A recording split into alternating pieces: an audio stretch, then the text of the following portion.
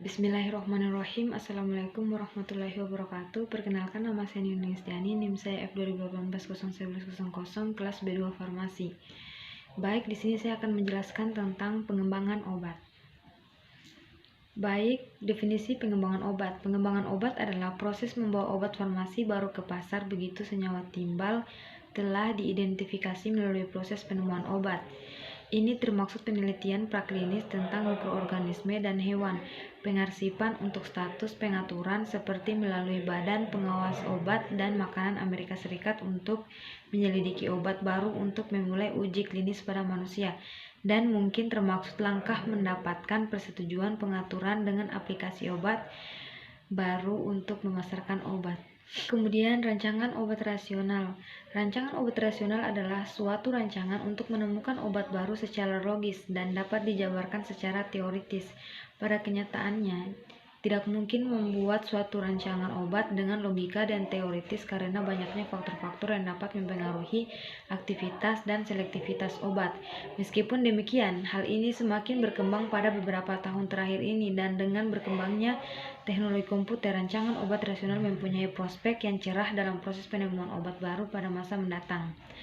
Kemudian, merancang obat secara rasional berhubungan dengan pengetahuan tentang mekanisme kerja dan tempat kerja obat pada tingkat molekul dan tingkat elektronik, hubungan kualitatif dan kuantitatif struktur kimia dan aktivitas biologis, reseptor obat, topografi 3 dimensi, model interaksi obat reseptor, efek farmakologis dari gugus-gugus spesifik, hubungan parameter sifat kimia dan biokimia, biosintesis metabolik dan konstituen lain dalam organisme hidup, dan perbedaan sitologis dan biokimia antara manusia dan parasit.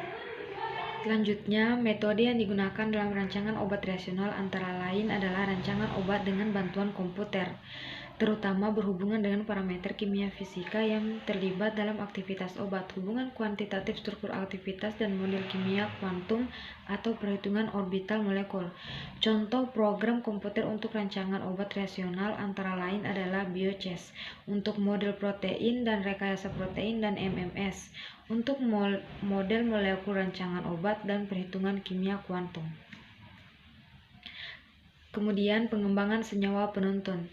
Senyawa penuntun yang mempunyai aktivitas biologis tertentu dan menarik untuk digunakan sebagai bahan awal pengembangan obat baru dapat dikembangkan lebih lanjut dengan tujuan pengembangan substitusi untuk mendapatkan senyawa yang lebih poten, spesifik, aman, dan efek samping minimal. Tujuan perubahan spektrum aktivitas dan tujuan modulasi farmakokinetik antara lain: yang pertama, pengembangan substitusi untuk mendapatkan senyawa yang lebih poten, spesifik, aman, dan efek samping minimal.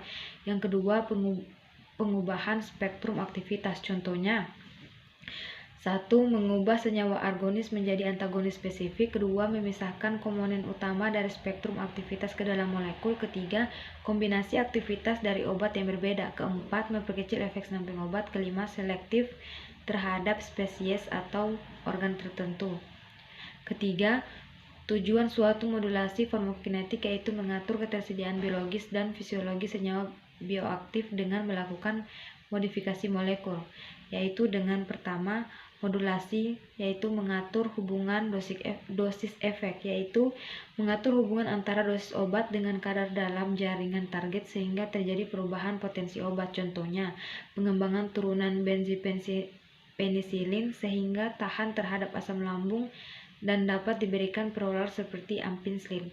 Kedua, modulasi hubungan waktu kadar, yaitu dengan membuat sediaan depo atau sediaan lepas lambat bila diinginkan efek obat yang lebih lama, atau dibuat sediaan intravena bila diinginkan efek obat yang cepat.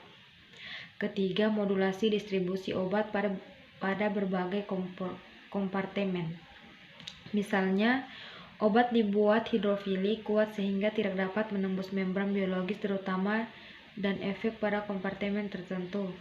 Contohnya, sulfatiazol dirancang dalam bentuk hemiptatalil atau hemisuksinil amida yang sukar diabsorpsi dalam saluran cerna sehingga efektif untuk pengobatan infeksi saluran cerna.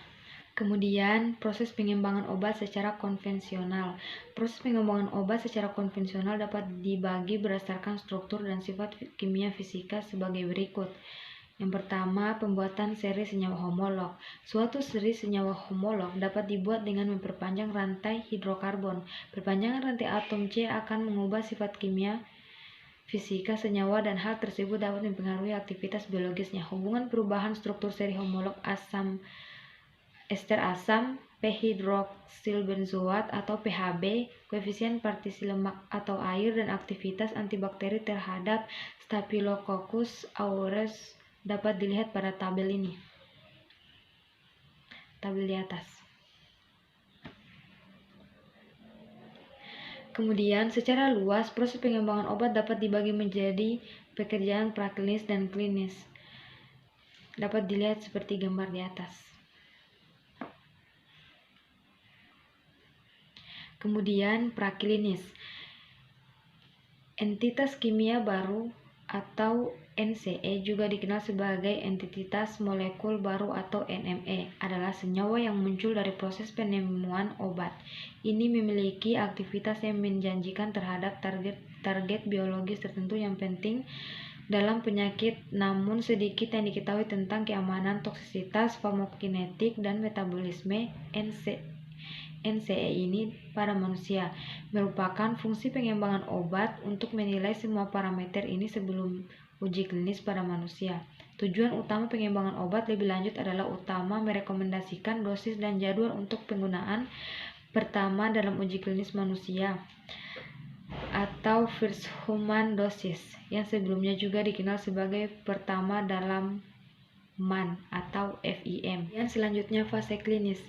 Uji klinis melibatkan 3 atau 4 langkah, yaitu pertama, uji coba fase 1 biasanya pada sukarelawan sehat menentukan keamanan dan dosis.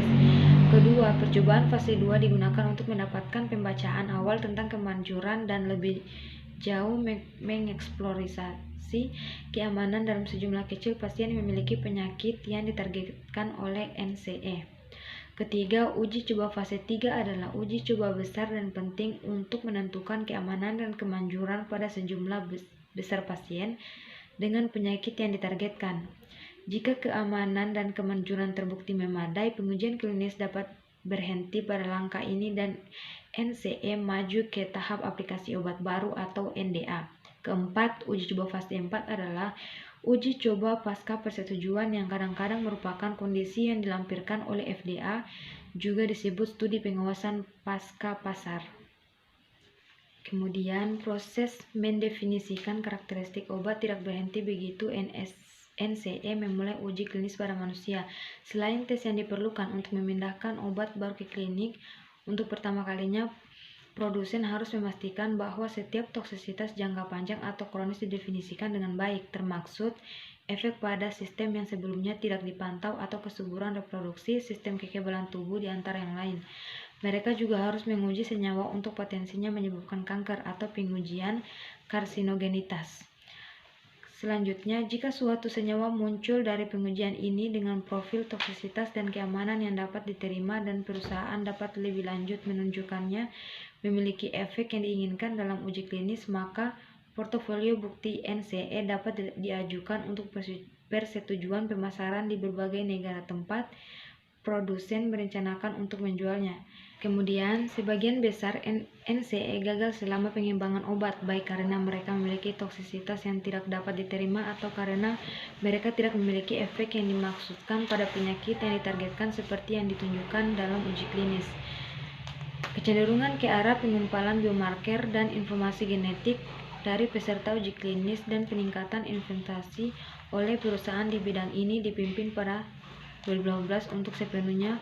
Separuh dari semua uji coba obat yang mengumpulkan informasi ini, prevalensinya mencapai di atas 80% di antara uji onkologi. Baik, itulah yang dapat saya jelaskan. Bila ada kekurangan mohon dimaafkan. Wabillahi taufiq wal hidayah. Wassalamualaikum warahmatullahi wabarakatuh.